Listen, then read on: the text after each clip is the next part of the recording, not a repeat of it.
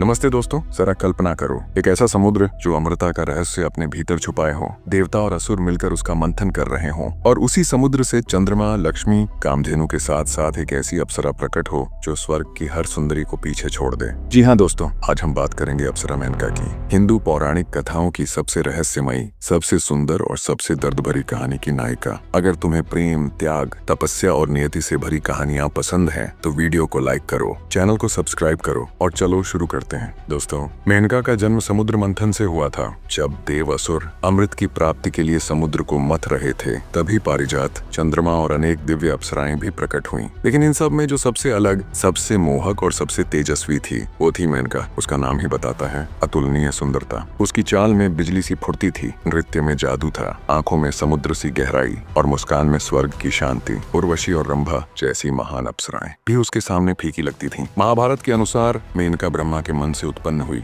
और 6 प्रमुख अप्सराओं में सबसे अग्रणी मानी जाती थी। इंद्र के दरबार में उसका स्थान एक सुपरस्टार की तरह। हर यज्ञ, हर उत्सव, हर दिव्य सभा मेनका का नृत्य ही सबसे बड़ा आकर्षण होता था। अर्षि मुग्ध हो जाते, गंधर्व ईर्ष्या करते और देवता भी मंत्रमुग्ध रह जाते। लेकिन अब कहानी में आता है असली मोड़। धरती पर एक महान राजा जिसने सब कुछ त्याग कर तपस्या का मार्ग चुना, विश्वामित्र। उनका लक्ष्य था ब्रह्मर्षि बनना। इतनी कठोर तपस्या की वर्षों तक ध्यान, इंद्रियों पर नियंत्रण और असहनीय साधना से देवताओं तक को भय होने लगा। स्वर्ग में इंद्र चिंतित हो उठे। अगर यह तपस्या पूरी हो गई तो स्वर्ग का सिंहासन भी खतरे में पड़ सकता था। और तब इंद्र को अपना पुराना उपाय याद आया, अप्सरा भेजो। लेकिन साधारण अप्सरा नहीं, अपनी सबसे प्रभावशाली, सबसे मोहक शक्ति मेनका। आदेश मिला, जाओ और विश्वामित्र की तपस्या को भंग कर दो। मेनका भयभीत हो उठी। उसे पता था अर्षि को विचलित करना श्राप को न्योता देना है। लेकिन इंद्र का आदेश टालना भी असंभव था। वायुदेव और कामदेव के प्रभाव में मेनका पृथ्वी की ओर प्रस्थान करती है। मेनका घने वन में पहुंचती है। प्रकृति अचानक बदलने लगती है। वायु का झोंका उसके